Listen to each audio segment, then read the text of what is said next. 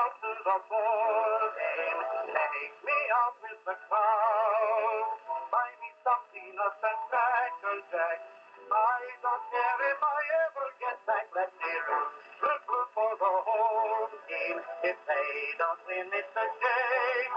But it's one who respect around and behold, take me out to the ball game. Take me out with the crowd.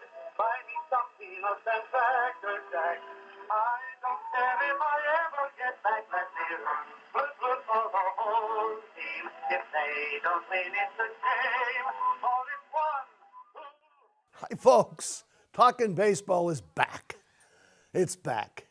It's February 28th here in the Passio studio in Lunenburg, and we are about to start Season 10, Episode 10. 1. Happy leap year, everyone. This is we're going to get an extra day of February tomorrow, and the way this winter's gone, I'm actually not complaining too much about that. This has been the winter gods were kind to us so far heading into March. And if you folks are new to the program, I'm Pete Lincoln. I'm Jason Smith, and we bring you Talkin' Baseball once a month. We'll be talking about a variety of things that have happened, a variety of things we think are kind of funny. Yes, and looking heading into the 2024 season. Here we are, everyone. So welcome if you've never seen us, and welcome back if you're a veteran to us. And this particular episode we titled Truck Stop. Truck Stop, yes. There's a reason for that, which will be disclosed in a while. Later on. Stay tuned, folks. See, we like to build up suspense on this show. So the first thing we'd like to talk about is, once again, we are sad to announce that a Red Sox alumnus has passed away. Jimmy Williams, yes, the manager from, what was it? 1998 to 2001. Yeah. For 4 years, has passed away. And he was one of the two managers of the Red Sox ever to be named Manager of the Year. 1999, he was Manager of the Year, if you can believe it. And surprisingly, well-deserved, I think. It was. The fact that he got 94 wins out of that team that year is extraordinary if you look at that roster. He had no first-place finishes. He was second 3 times in a row. Mm-hmm. And the reason people sort of grinned at him was because he spelled his name with one M. With one M, Jimy. So according to Wikipedia, he did that as a high school prank. Yes. He left out an M, probably to annoy his English teacher. Hey, you would know nothing about that. Yeah, and it stuck with him, so he stayed with later. So it was funny, he got a lot of criticism for some of his moves, but the thing is, didn't it seem like his teams always overachieved? Yeah, it always. Every year you look at that roster and you say, how in the world did he get 90 wins out of that team? So he knew what he was doing, apparently. And he just preceded the dynasty that they've been since. He sure did. Yeah, right. He was the first to manage Pedro, and the seeds of the dynasty were in place when he was here. And it's funny. He sort of was actually like a little bit of a trendsetter in a way, because if you remember, it may not have been by choice because Duquette never could put together a pitching staff, but he was one of the first who leaned on his bullpen a ton. Right. The starters were basically Pedro and a bunch of nobodies duct taped together. Right. And so he was, what the Rays, we call it, churn through the bullpen, just bring in a whole bunch of guys every single game and every single year. He did that in the late 90s. He was bringing in 4 or 5 relievers to finish every game, and sometimes it worked, sometimes it didn't. He was bracketed by 2 fabulous individuals, Kevin Kennedy and Joe Kerrigan. Oh, there's two historic names in Red Sox history. It's hard to look bad when you're surrounded by those two.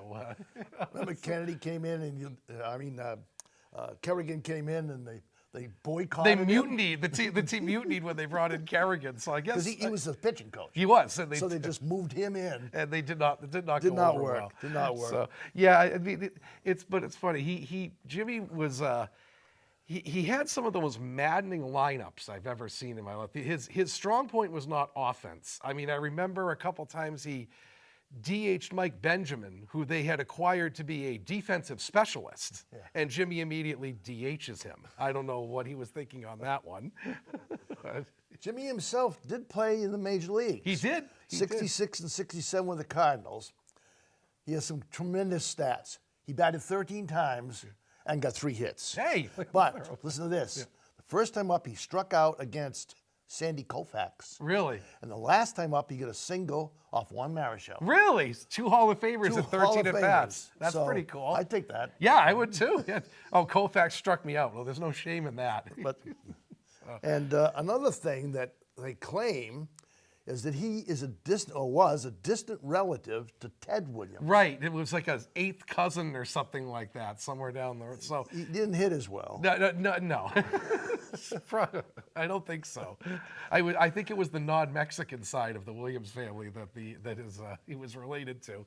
But yeah, he was sort of I remember him as kind of being a little bit polarizing actually when he was running the team, because I think, like I said, a lot of fans didn't appreciate what he was doing with the team because, like I said, Duquette gave him 0 pitching staff outside of Pedro, and so he just sort of duct taped together teams, and he did well. I mean, think about all the guys like Troy O'Leary and Brian Daubach, who had all these career years under him, and to get them in the playoffs. That's some names. But from the he past was there. entertaining. He was Oh, sort he of, sure sort of was. like Casey Stengel type. What was it about the frog bump his booty or something like that? He said one time, or he would just say manager's decision and just leave it at that, which irritated the Shaughnessy's of the world to no end. Another thing in connection with that, last show at the end of last year, we talked about the passing of Tim Wakefield. The team announced that they are going to be wearing Wakefield patches on the uniforms this year. And we just got the word hours ago that his wife Stacy has just passed away from pancreatic cancer. So, we don't control the events that happen outside the show, but that makes us even more sad that they passed away less than 6 months apart. Imagine they have 2 teenage sons. I can't imagine what they're going through John right Kennedy now. said, sometimes life just isn't fair. Right. Two wonderful people, and cancer sucks, everyone. But I'm really happy that they're deciding to do that, because there was not a better person on the field or off the field or charities than Wakefield was. He was an ambassador to the So team. they'll be all sporting number 49 for the year. Yep. Right. Okay. Something that I was excited about to find out. The 2024 Topps baseball cards have just been released. Yes. All right. There they are. All right. All right. Series 1, of course, Series because you one. have to drag it out. They do 2 series. We've talked about baseball cards before. I bought my first pack of baseball cards when I was in 5th grade in 1951, and I've collected the Topps set every year for 74 years. Amazing. And I just finished the first series. The cards, though, are very, very different. Yeah. They used to be bought by kids. Oh, And yeah. Kids played with them, traded them, played games with them. Put 'em in the split wheels of them their with bikes. bicycles. Now, they are bought by adults and put in safe deposit boxes. Look at this. That's gorgeous, right? Look at the lamination on that and everything, That's and the borders. Number 300, Valdez There from he the Red is. Sox. That's a great looking card right there. And the only place you can buy cards now is either from a hobby store like That's Entertainment that don't have them in yet, Right. or on eBay. You don't get them in variety stores. Like No. Used to be, when I was a kid, every single variety store had a box of cards right here. Oh, and a pack cost 5 cents, or you could get 1 cent packs. Right, yeah, right at the counter. Yep. Right, you could go right at the counter when you went to pay, and you could grab a couple packs on the way out. And or there used to be specific stores just for baseball cards. I mean, that's almost non-existent now. Like I said, That's Entertainment or something like that might have it, but there are no baseball card shops anymore. No, not at all. You usually go down to some place like Walmart, Right. or Grant's in the old days, right. and you just buy them. They're $80 a box. Yeah, So right. each pack is $4. Wow. There's 14 cards in a pack, but 2 of the 14 cards are what they call chase cards. Chase, right? Yeah. And so all these other subset series that are so bogus. And I was just checking through it. There's 19 chase cards of Ohtani this year. Oh, 19 just of Ohtani. Just of Ohtani. Oh, good. Well, so so that'd be about 20 million when it comes to a salary apiece, right? More than that, actually. They have no baseball cards have no value anymore. Not anymore. And people no. still collect. I just finished doing the 52 tops over again. Yes. Right, Stop it. 52 tops. Much to my wife's pleasure. Except for the mantle, right? Well, speaking of my wife, we decided to do a little new twist this year. The truck has always been kind of behind the scenes, taking all the work and getting no credit. So we decided this year that we would have the truck do a quiz The truck good is going to voice. test us from now So on. take a listen to what the truck had to say. Hello. You've heard the truck referred to before. Well, now you're going to meet the truck live. I'm Debbie Lincoln. I'm the truck. Pete is my husband, and Jason is my son. You might want to know what the truck does. Well, the truck makes them stay within their script, makes them stick to the outline, helps them when they have brain freezes.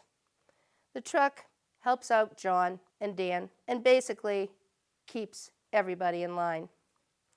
For 9 years, I've been behind the scenes. This year, the troops decided that I needed some on-screen time, and maybe I should be asking some questions. So we set up truck trivia. The boys each picked a decade. Pete picked the 50s, Jake picked the 80s. So the truck will be presenting a picture of a player, a position player who started in one of those decades. And the boys will have to identify that player. Now you can play along at home. And if you get that player right, good for you. So play along with us, and the truck presents Truck Trivia. Okay. All right, thank you. We're back, and here's the quiz that the truck has set up. She has set up a picture for me to identify from a regular player from the 1950s and see if I can identify it.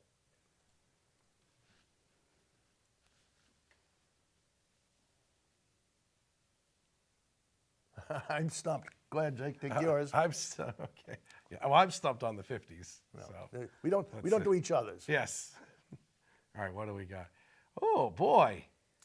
That is, so do I have to say the answer now or at the end of the show? No. End of the show. Okay. That's your picture. All right. We'll get another look at him later on. Yeah. It does look familiar to me. I think it does look familiar. The truck's tough, you know. The truck is very tough She on was, us. she was just determined to Yeah. make sure that we couldn't get the Yeah, answers. I'll have to ponder that one. Definitely. All right. Thank you, Okay, truck. so that's a new twist we're going to try every show from now on. And please play at home, and if you can Yeah, get them, right. If you can stump the experts, good for you. Yes, if you know them, you're probably better than we are. So. So the next thing we thought we'd talk about is that over this last couple months, the Hall of Fame has been increased by three members. New members of the Hall of Fame, yes. And I think all three were deserving. Not everyone agreed with me, but I have no issue with any of the three getting them in. And one of them was a former Red Sox, however briefly. So we'll start with the number one was Adrian Beltre. Yes. Who was practically a unanimous choice. Oh, absolutely. He got there he is right there. 96%? Yeah, something like that, Something yes. like that. He got for And he was there. He is the 1 year he was with the Red Sox, right there. That's right. Wish he could have stayed, but 2011. I yes, think. it was excellent. And it's funny. He he has a lot of accomplishments. He has over 3,000 hits, 477 homers. He had 636 doubles. That's a lot of doubles in a career. And he was a true five-tool player. He was just as good in the field. He won 4 Gold Gloves. He probably should have won more. He was the best. I have it down as 5. As So a five. he did win more. He did win more, so he won 5 instead of 4. That's great sources I have. And I think he should have won more. I think he and Scott Rowland were sort of the best in each league during their career at third. And I think he gets underrated a little bit. I know he got in at 96%, but people don't think of him as a Hall of Famer at first because he had sort of the Dewey Evans career of he was actually better in his 30s than his 20s. That's right. He had one phenomenal year with the Dodgers, but other than that, he was sort of up and down until he really hit his stride in Texas. And from about 31 to 39, he was one of the best players in the league. Yeah. So he sort of went backwards. Well, he was a 5-tool player, though. Yeah, he was. He was in 4 All-Star games. And he also won 4 Silver Sluggers. Right. And he had 3,166 hits. That's amazing. That's a lot. That's a ton. And in 2004, see if I can get this right, he had 48 homers, hit 334 was number 2 in the MVP to Right. Barry Bonds. To Barry, yeah, So to- he did have an iconic season. He sure did. And without Bonds, he would have won the MVP that year. I think it hurt him that he played with 4 teams. He was with the Dodgers for 5 years, with Seattle for Yeah. 7 years, Texas for a long For a time, lo- and the Red Sox. The Red Sox for a season. And Seattle is also one of the worst hitting parks in the major leagues, and that's going to bring anybody's numbers down. But if you have any doubt of where he falls in the terms of other third basemen of all time, this is 150 years of third baseman. He's 5th in WAR and 4th in JAWS, and he's one of 3 third basemen with 3,000 hits, I think. I think so. So Brooks Robinson. it's right, and so if you have any doubt that he's a Hall of Famer, you have to remember it's by position, people. You have to compare him to other, and he never played anything but third. It wasn't like he switched And to I first. think that's the position with the fewest Hall of Famers. It is. I think he's only the 10th or 11th ever very elected or few. something like that. Yeah. And he stayed there. A lot of third basemen moved Yep. to first. Whole career he or stayed DH. right at third. Yep. But he did. So he's absolutely a Hall of Famer. He in my did book. have one real strange personal quirk. Yes, he did. He couldn't stand to have anybody touch his head. And if you took off his hat and you rubbed his head, he'd try to punch He you. would freak out. And if you see how good you are, who was the single Red Sox player that constantly was after his head? I think wasn't Manny always after his head? Victor Martinez. Oh, Victor Martinez. That's right. With Because the catcher. I forgot they were together that one year. That's right. He would go right after him. Go after him, sneak and up you'd see behind Beltry him. just go and turn around with this fire in his He'd eyes. wait till he wasn't looking, then he'd pat his head. That's right, Victor Martinez. Manny was Julian Tavares. He was the one that was patting his head. So. But many times, you think they were going to fight. Right, yeah, he He just just, had this after a home thing. run, he'd rub his head. Oh, freak out. So, well. So congrats to Adrian. And so the second Hall of Famer that was elected and was a catcher, That's right. Joe Mauer. Joe Mauer from the Twins. Right. So this one, I was a little surprised at the support he had. I thought he'd be cutting it a little bit closer, but he got in by a wide margin, plenty of support. He was a full-time catcher till I think age 31, and then he kind of switched over to first base after a while. But listen to this. As a catcher, he won an MVP and 3 batting titles. That's pretty extraordinary to do as a catcher. And a lifetime average of 306. 306, yes, yeah. So he had 300 as a catcher. He'd be leading the league every year these days. Yeah, he had a 124 OPS plus, which actually is higher than Beltre's career OPS plus, if you can believe that. But he had 400. He wasn't a power hitter. He was a singles and doubles hitter, which is fine for a catcher. But he still had 428 doubles. He walked a ton, over 900 walks in his career, which that helps too. So he's hitting 306 and walking a ton. I think his on base percentage was like 380. He had a great OBP. He had 143 homers, so He had was- some power, yeah. But he didn't. He was a Boggs-like hitter. He didn't try to do Right, that. so singles and Getting a doubles, base. absolutely. And he got 5 Silver Sluggers, went to 6 All-Star games, and he had a stretch where 6 out of 7 years he caught over 130 games. That's durable. That's incredible. And his durability. iconic season was 2009, where he won. He was the MVP with 99% of the votes. remember that. And his average was 365. As a catcher. The catcher. As a catcher, I remember that. 365. And I remember that was the year Yankees fans got all upset because they thought Jeter should have won, and Mauer took him out. So, no, sorry, Jeter. So I have no problem with Mauer getting it. And like our third Hall of Fame person, he was with the Twins whole career. Right. Spent all his career with one team. And that's really scary. Very now. rare to have happen. Now, the third one, I think maybe not even familiar to a lot of casual fans at the time, was Todd Helton. Another one-team guy. His whole career with the Played Rockies. 17 years with the Rockies.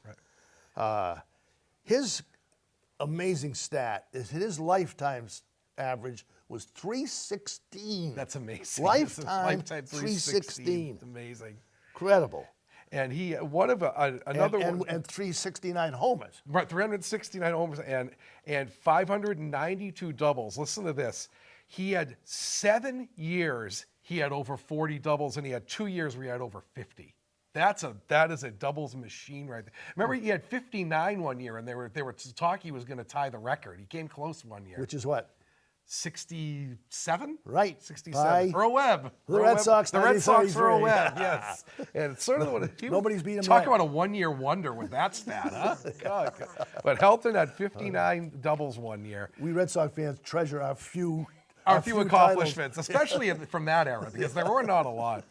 And if you're a fan of OPS Plus, he had over a 160 OPS Plus 4 out of 5 years in his prime. That's insane. That is just unbelievably. Well, he hit over productive hitting. 300 10 years in a row. 10 years in a row, yes. And he was no slouch. He did have 3 Gold Gloves. Yep. He had 5 Silver Sluggers. So, and the knock as always is that he played in Colorado. So some people like to deflate those stats. But hey, guess what? Thin air or not, you still got to hit the ball. I'm sorry. I mean, Well, there's been hundreds of players playing Colorado. He's the only one that did that. right, exactly. So he was the best of the thin air hitters. Right. Best thin air hitter. Best thin air guy, right? So I think there were those are 3 terrific choices, I think, for Hall of Fame. And remember, there's one other guy, Jim Leland. Jim Leland was picked by the old crew. Yes, Jim Leland, the chain smoker. Yes. I remember. I know he was with other teams, but my first memories of Leland were with the Pirates when when the Pirates had Barry Bonds and those great teams in the early '90s. He was their manager, and they never quite got over the hump into the World Series. They lost 3 straight NLCSs. And I remember he would go down in the dugout and you could see the puffs of smoke coming out because he was trying to sneak a cigarette during the game sometimes. But they won a World Series with the Marlins. With the Marlins, the 97 team, yes. The first of the 2 Marlin. Yeah, he was, yep. The one-year wonder team where they just got everybody together for that one season. Well, the management decided to pay everybody a lot of money. For one season, that was it. And then trade them. And I remember the year he won, they said, the men in teal are for real when they won that great World Series. And he was just well regarded through baseball as the best manager at the time. Everybody wanted to play for him, and he ended his career. You know what his last year was? The 2013 Tigers. That was his last year, and the Red Sox took out the Tigers in the ALCS that year. And they were rallying around him because that was going to be his final year. Let's win it for Jim, and it didn't happen.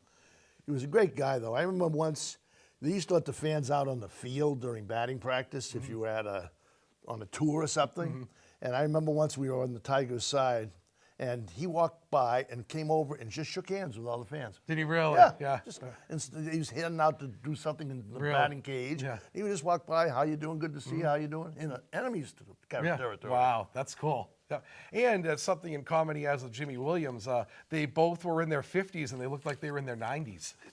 Didn't Jim Leland always look old to you? Like he always looked like he was a lot older than he really was. Well, that's probably the cigarettes. It probably would be, yes. Same thing with Jimmy Williams. He was in his 50s when he managed the Red Sox. He looked way, way older than that. So congrats to all our Fenway, all our Hall of Famers. The guy we stumped for didn't quite get in, Billy Wagner. He missed by 1 percentage point. I think he'll be there next year. We've been through our thoughts about voting in the All-Star. Yes, Who votes, exactly. how they vote, Right. character, Right. and all that. We're not going to rehash Go that. back in YouTube and look that up, and give us a few hits if you're interested in that. Change mine on that. Right. Okay, here's something I think is just worth talking about. The Dodgers, this offseason, spent $1 billion. Get A it now. billion. Get the zeros. Yes, $1 billion for 2 players. Carl Sagan, 1 billion. Yeah, billions and billions. Billion, yes. For 2 players, $1 billion. Otani, $700 million, and let's get his name Yamamoto. right. Yamamoto, $325 million. Who has never thrown a pitch in the major leagues. No. They gave him $325 million. So it's easy to talk money in figures like it's monopoly money, but let's break that down to what that actually is. Right. If Otani was for 10 years now, $700 million breaks down to $70 million per year. A batter, if he plays a full season, bats 700 times. That figures out that he is going to get $100,000 per at-bat this year. Isn't it? $100,000 per That's at-bat. amazing. And if he misses a game, that's $500,000 for being on the bench. Right. And so you figure if he strikes out 100 times, That's $1 million worth of That's several strikeouts. $1 million worth of Worth strikeouts. of strikeouts. I'm- You're right. And the $7 million pitcher, worth. take this now, he's getting 325. That works out to 325 million for 12 years. He is. That means he's getting 25 million per year. A starter usually has, if he's lucky, 27 starts a year. So he's getting He's $1 getting million $1 million a start. $1 million a Every start. time he goes out to pitch, he gets $1 million. For 12 years. Can you imagine signing a pitcher for 12 years? I mean, that's unbelievable. Now you figure the major league minimum now for a guy that's going to play a full season Right. is $700,000. Right. So, So a rookie on his team who could be the star of the team, Sure. and he plays every day, right. is going to make less than he does when he starts once. One start. He makes more than one start than that You guy break does it in a down whole to year. that, It's amazing. it just seems to be beyond. Like you said, talking about. monopoly money, like you said.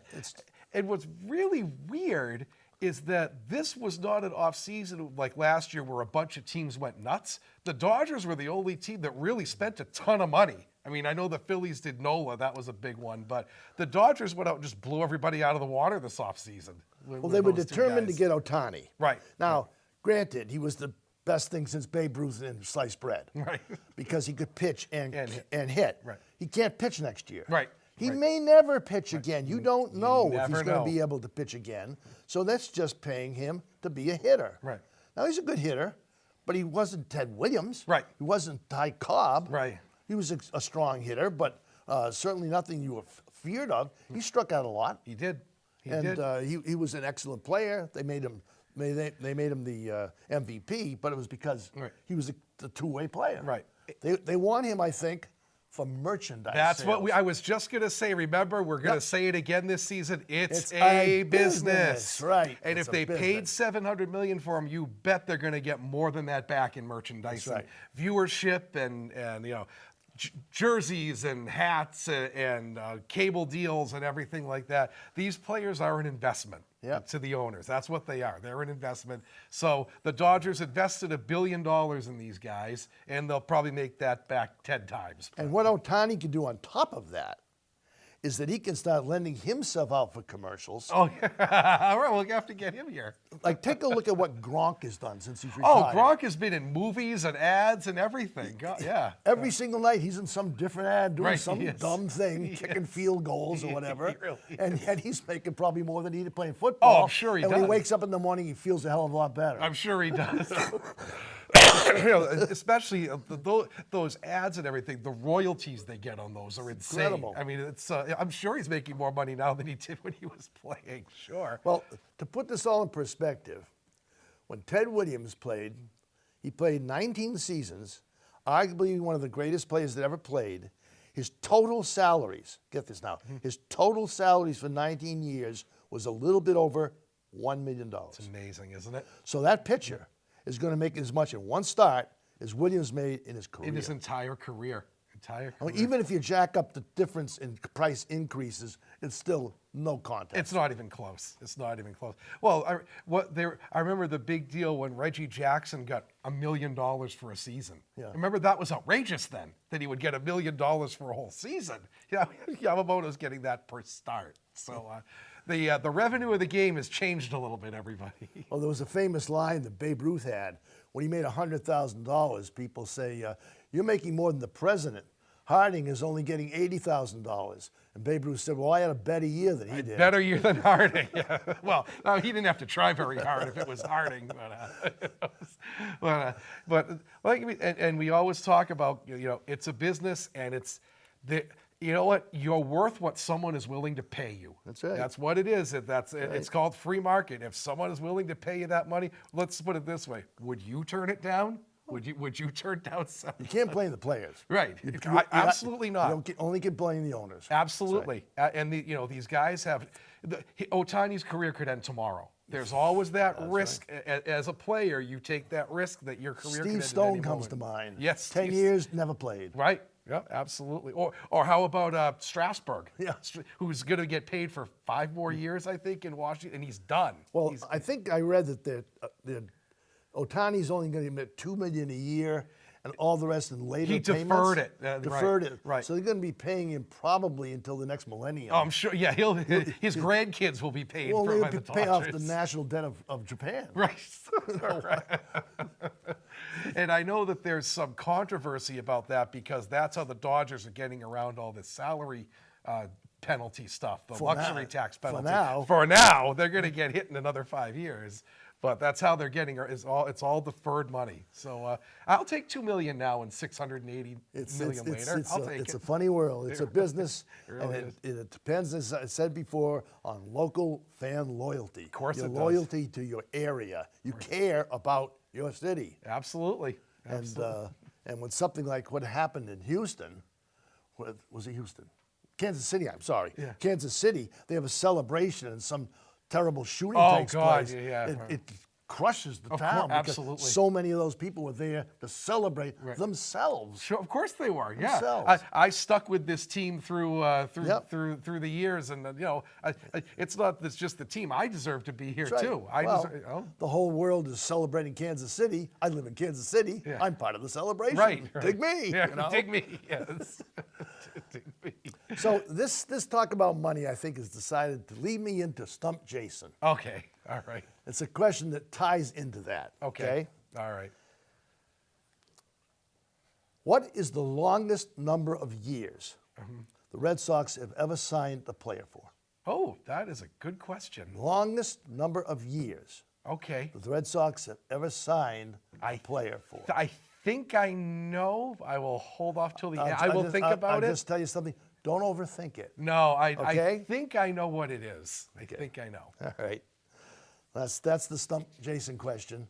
And we'll get the answer to that along toward the end of the show. Toward the end of the show. When you're getting sick of it. In about 20 minutes. So.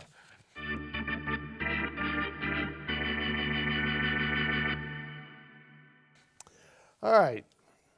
It's time for Fenway Memories. Fenway Memories. Want me to take this one? You go first because mine is quite long. Okay, all right. Well, this is sort of it's not really a particular memory. It's just something that we used to do, and I've mentioned it before, but I wanted to bring it up in the memory section in particular. You know, it's spring training, and we're heading into the season, and everyone is trying to scoop up tickets for the upcoming games for the new season and everything like that. And I thought I'd mention a tradition that we used to do. Everybody wants to say, oh, go to opening day. Oh, opening day is so much fun, all the pomp and circumstance and all the announcements and everything like that. Well, what we used to do back in the day is we would go to the second game. That's right. Which was usually the least attended game of the entire year.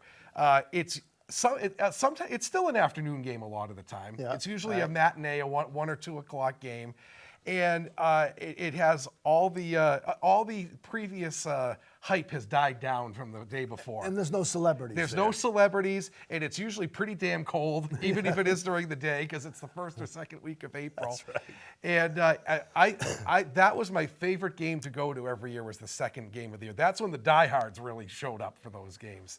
And I sort of dug around, and I came up with 2 really cool memories that happened that we attended, of these second games. The first one was one year, 1990, we did get to see Ware, Massachusetts' finest, Billy Joe Robideau, That's play in right. his second game with the Red Sox. That's right. And actually, I'd have to look this up. It probably was the only one. He was intentionally walked in that game, if you could believe it. Imagine intentionally walking Billy Joe Robideau to get to Tony Pena, who immediately grounded into a double play. I looked it up. So hey, it worked, I guess. But it was cool to see Ware's finest play for the Red Sox. People don't know Ware, Mass is his hometown. So that was a very cool one from the second day Just of the an year. interjection. Yeah. Ware, Mass, which is only 30, 40 miles from here, has 3 former Major League players from Right, it. yes. Candy Cummings, Yes. who was the one who invented the curveball, Yes, mm-hmm. was born and grew up in Ware. And Joe Jard played for the 1927 Yankees. Cool. Oh, that's a good one. And then Billy Joe Robideau. That's cool. So this town of that 10,000 people has 3 Ware, former Mass has Major League. 3. That's amazing. Pretty good odds there. And the second one that I remember was the next year, 1991. Now, these were not great teams, folks. So remember this. We saw the infamous Matt Young went 9 shutout innings, 2 hits, 9 shutout innings, and they proceeded to lose the game in 13 innings, 1-0. Imagine that. It was Matt Young versus, in his rookie year, against the Indians, who would you think would be in his rookie year at the Indians that year? Charles Nagy, their future ace of all those great teams they had in the 90s. His rookie year, he also went 9 shutout innings against the Red Sox that day. They lost to the 13th off here's a name for you, a Brooke Jacoby home run by the Indians in the 13th. So those are two of the standouts, I think, from the second game of the year. But that was about a decade-long tradition we had. We'd skip school, go to the day game. I think one year was the only year of school, the only day of school I missed was the one. Speaking of Matt Young, remember he pitched an 8-inning no-hitter and lost. You sure did. I remember that. Remember That was against the Indians too, I think, wasn't it? Yeah. He walked in so many runs, so they lost the game, but it was a no-hitter, and they discounted it because it was it was 8 innings. Was 8 innings. It wasn't a full 9-inning start, right, right? Yeah, that's right. That happened to a couple guys. I remember they lost their 8-inning no-hitters because they lost the game. So, Matt Young, what a blast from the past. Remember every year they would be all like, this is the year it's all going to click for him, and it never quite did. Never quite did. He had great stuff. He had fantastic stuff, but he just couldn't control it. Walked a ton of guys. Well, it's interesting you picked that up for a memory because my memory has to do with opening day as well. Oh, okay. And this is a little long because it's a whole chapter in my book, but it's a great story. We decided to go to other parks for Red Sox opening day for a few years. We went to Baltimore, we went to Tampa Bay, we went to Texas, and in 2007, we decided to go to Kansas City. Now, what was remarkable about 2000 opening day was that was the year they signed Dice K as a pitcher. Right. Dice K. That's right. And it was a phenomenon in Japan.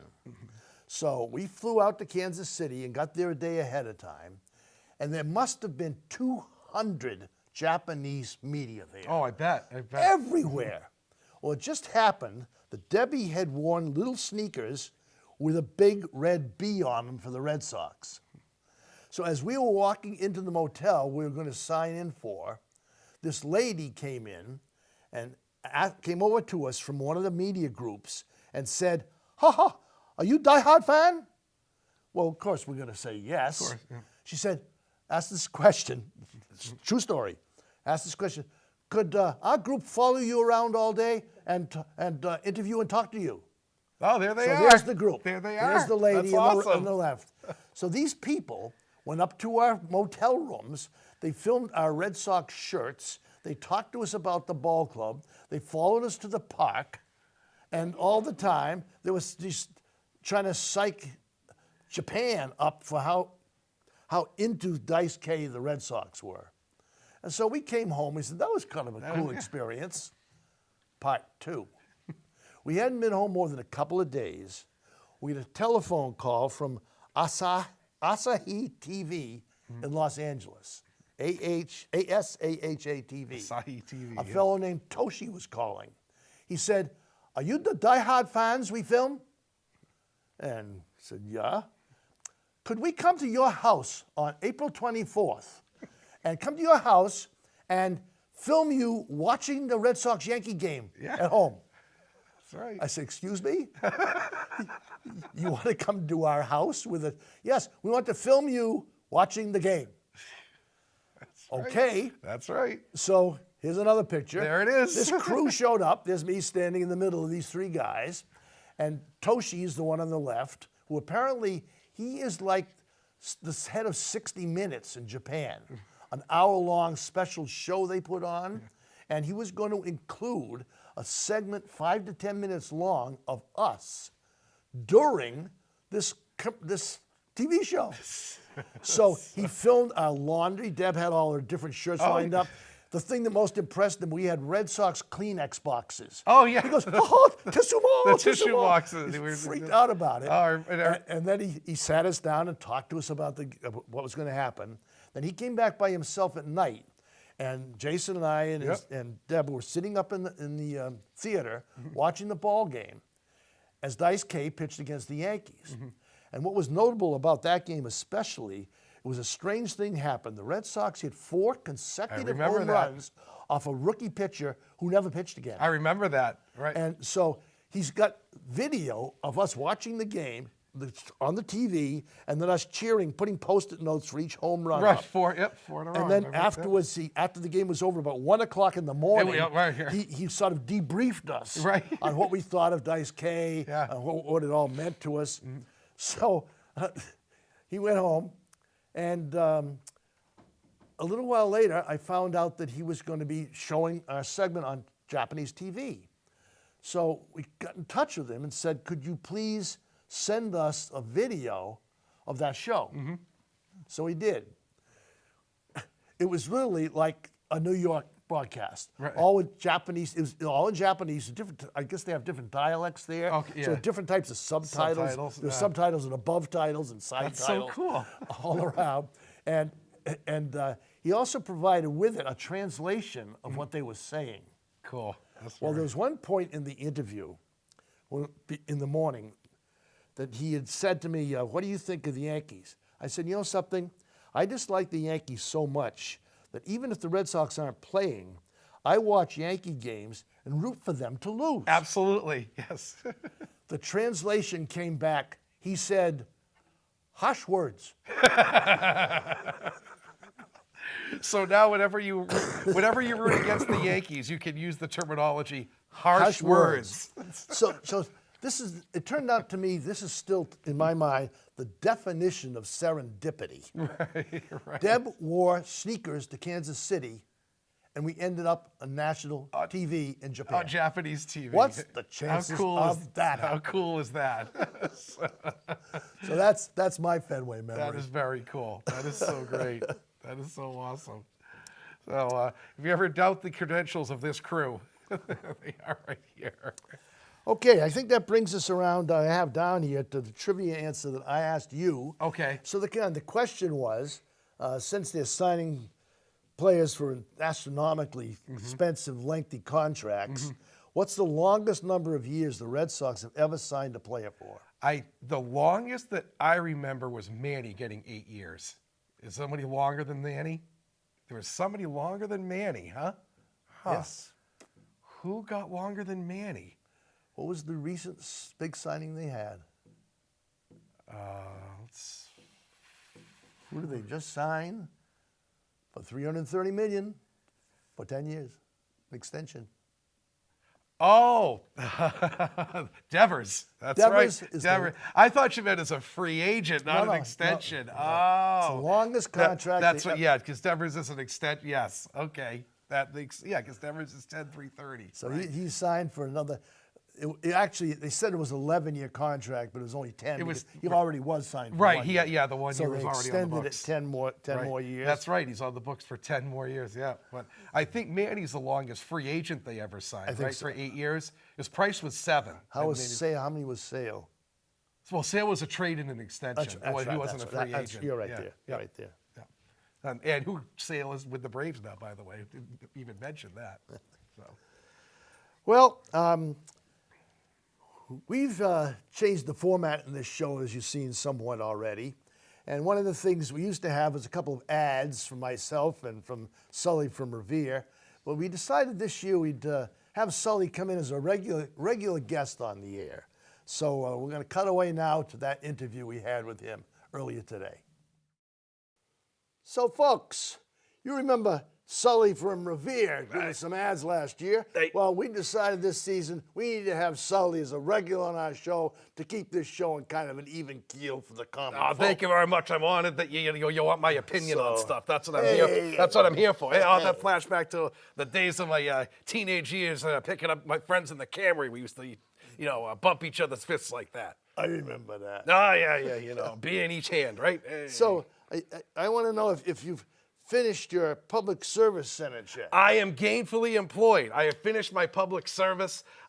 They have not called me from the parole station for over a month now, so I'm good and free to go as long as I keep my nose clean. I'm all good to go. That's great. Yeah. What happened to Uber service? Well, there was. Last we left you were starting Uber Well, service to all 28 dunks. Yeah, you know what happened though? There was this Karen from Chelsea, and she tried to tell me the right way to get over to the dunks that was on the Chelsea Revere border, Yeah. and she told me totally the wrong way and argued with me the whole way, and I set her straight. but she still argued with me and complained, and so it didn't work out. You know, that whole thing about the customer's always right, and the customer ain't always right, but, you know, when the boss's eyes, you know, so Uber's no more. Did you leave her in some desolate place? I did you know, you ever see the movie Stripes when he just like leaves the taxi cab and drops the keys? I just did that. Right over the Tobin Bridge, I dropped the keys and I walked the hell home. I heard that you were doing security now for Coldplay. Is that I true? am. That's my gainfully employed thing. You should see the groupies. Oh my God. They even give a little attention to Sully, if you know what I mean. You know, yeah. That's security for Coldplay. I stand there in the pink shirt and nobody messes with Sully. That's good. Yeah. How about the ball game? Starting a new ball game season now. Can you get your dunks into Fenway? Oh, I got my dunks. I go nowhere without my dunks. I brought it right to the interview. I mean, come on. You got to go in you walk in the Fenway. That's the first thing I go for is the dunks, booth right there. I get my iced caramel with the whipped cream on top and the cinnamon, and I'm all good to go. And it even doubles as a megaphone. You got to go, hey, when the thing's over. You punch out the bottom like those little popcorn things. Remember that? And then do you use it as a heckler? Oh, all the time. I heard that you're kind of a heckler. Yeah, but I have perfected the art of heckling and getting the person behind me blamed. I mean, that's a true heckler right there. I'm gonna go, hey, you suck, and then you kind of go like this, and the person behind you gets stuck, and you kind of point at him like, yeah, it was that guy right there. Have you ever been ejected from a game? No, because that's my art. They got the guy behind me throwing out twice, but never me. They don't know it's me. I'm subtle. I'm smooth like that. That's great. Mm-hmm. Well, I just got one serious question to ask you. Baseball Digest picked the Sox to come in 5th this year, and you seem to be usually pretty positive about the Sox seasons. What do you think about their chances this season? Well, I was, before my little, brush with the parole board, I was ready to go down to Florida. But, after that little spring break incident, let's just say the Daytona Beach Police Department ain't exactly rolling out the red carpet for me. Yeah. So, spring training's off the board. But I am excited for this year. I think they're going to do good. You heard it. I think they're going to sign Montgomery. I think they're going to do that. I think they're going to get 86 wins this year. I think they're going to be in the mix this year. I'm looking, tough division, 4th, maybe 3rd, but I am positive about this year's Sox team. That's great. Sully's always great to have you stop by. Hope you stop by every month and cheer up our fans. Oh, anytime. And, you need your dunks delivered. I can get the closest one. I think it's, I can get it right over in Pepperell on my way over here. Okay, great to see you, buddy. All right, man. Great to see you. All right, cheers. Take care. Go Sox. All right, go Sox. All right. Thank you, Sully. Thanks, Sully. Always a pleasure having him in the studio. It's a breath of stale air all the time. I can smell the parole from here. I mean, Thanks a lot, Sully. So moving on. So I think something else we're going to talk about is we'll probably wrap this up here with. What did you want to do? The Sam Kennedy, or did you want to do? Okay. This is something that came up. One thing I've never done, one of my things on my bucket list, is to go to fan weekend that the Red Sox have in the wintertime. They used to have it in Pawtucket, it's been moved to Springfield. And what they do there is for an entire weekend, all the fans get rooms in a hotel, and the place is visited by numerous players, past and present, executives. And you get a chance to meet and greet a lot of them. There's all kinds of lectures and talks. And at this particular last weekend in Springfield, Sam Kennedy what's his title? He's the operations coordinator or something. I think he's the Sultan. He's whatever. The Sultan. He's the Sultan of the Red Sox. In any case, he made this statement when everybody was complaining about the fact that they're not spending any money on a new team. He said, Fenway Park, because it has been so reconstituted and made a pleasant place to be, and it's like going to a new park now. It's not just antiquated, and other than maybe uncomfortable seats, it's become like a national landmark. Yeah, sure, absolutely. It's a tourist destination. It's become a tourist destination for fans around the country. Oh, absolutely. Every time you go to the park, there are always people wearing the other team's jerseys. Always. Every time we've ever gone to the park, there are even when teams like the Royals and the Rockies, or you wouldn't think have a big following, always have fans that show up at Fenway. So he was talking about, how did he put it? Well, essentially he said that what it amounted to was so many people will come from other parks to see us. He is the CEO. I was going to say CEO. Yeah. Is that what he is? Yes, he's the Okay. CEO. Whatever. I like Sultan better. Yeah, Sultan's on. It has a sort of a hands-off. An Arabian twist And, to it, and a yeah. funny hat. Yeah. So that he doesn't really need to pack the stands with Red Sox fans because fans from every team we play will come to see the Fenway experience. Right. And I tell you, the last 10 years we've been going to games. It's true. Oh, 100%. And it's not 100%. just Yankee fans who came anyway, Right. or Baltimore fans or Toronto fans. People from around the country come. Everybody. It's like Royals, Rockies. When they Angels, played Seattle, Yeah. there were more Seattle fans Oh here. yeah, 100. Yes. Oh, Seattle brought a ton of them. It's so. I think there's a lot of truth to that. Is that first of all, Fenway has a tiny capacity. Is it the third smallest? Yeah, but it's still close to 40,000 Right. people. That's. But there aren't many more that are over 50 anymore. Not anymore, no. It's still, 40,000 people is a lot. I pretty much agree with that because I think he called it the Fenway experience. Yes. Is what he called Yeah, it. that's right. And I think that they have done a lot to do that. Remember when we went back in the 80s and 90s and Fenway was this surrounded by the scuzzy side streets and they used to spray the seats down with the peanut shells flying everywhere and everything. And the bathrooms. And were the not- bathrooms had the troughs. Yeah, it was pretty much the diehard fans who went, and that was it. You almost did die hard there. Yeah, we almost did die hard a few times, yes. But now, the casual fans, I guess is what they call it, they have appealed to the mass of fans. Like the concessions are more of a variety than they have been Yep, in the past. right. And news along with that, they're bringing back the old ketchup, folks. I don't know if you saw this. They got lots of flack for switching to the natural ketchup last year. They're back to Heinz this year. Oh, Just so you know, Heinz has returned. But you're right, and they have all these,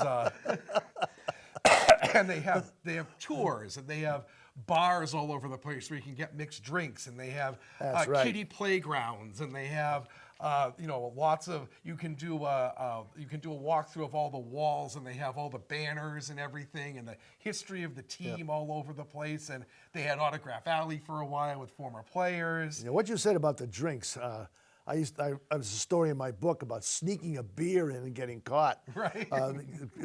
Alcohol was banned from the stands. Right. Now it's mandatory that you have a drink in the Right now, they stands. bring it to you if you're in the right seats. And we always get our Planters punch and all traded in all together. For $20 a piece, Well. but still you can get them. So In the Boston Garden, it's 25. Oh, it is. Well, it's not, yeah, right.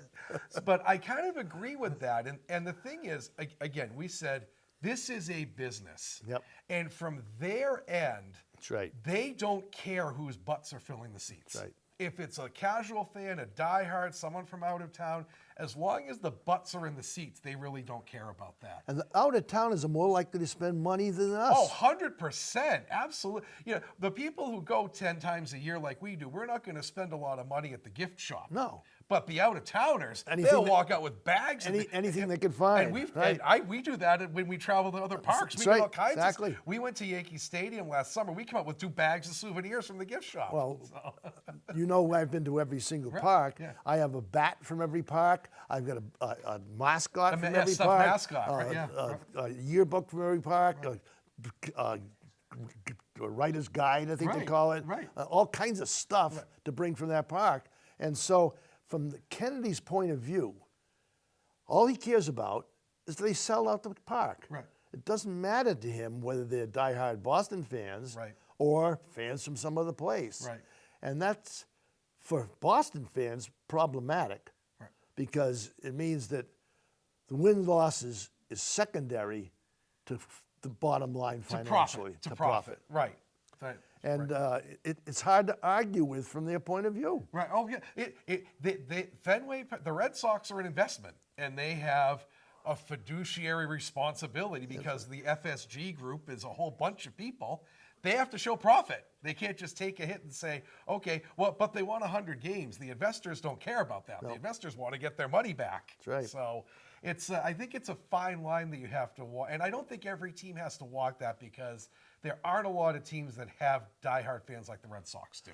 And there aren't a lot of places people who are dying to go to. Right. Or who's dying to go to Pittsburgh? Or Toronto. Or, That are, only Wrigley is anywhere near as old. Right. And I think Dodgers is next. They were built in '75. Right, Dodgers is the so next Fenway one down, is like Plymouth Rock. Right, yeah, right. Well, a lot more exciting too. so I agree with Kennedy that it has become an experience, but I think you have to look at it from their perspective, that they're doing it right, because as you said, families and out-of-towners are much more likely to spend more money than you and I walking in and we get a couple beers and watch the game and walk out. So why would they possibly want Ohtani? Right. To take that kind of dough into a player to fill up seats that are already filled.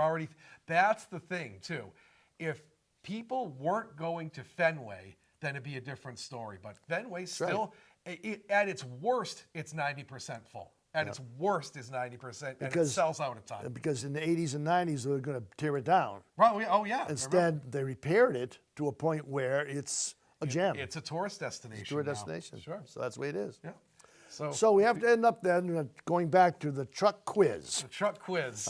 Which I'm afraid I find difficult. I think we might be 0 for 2 on this one, because the truck might have stumped us. So I guess we'll have the picture brought up and see if we can check it out again.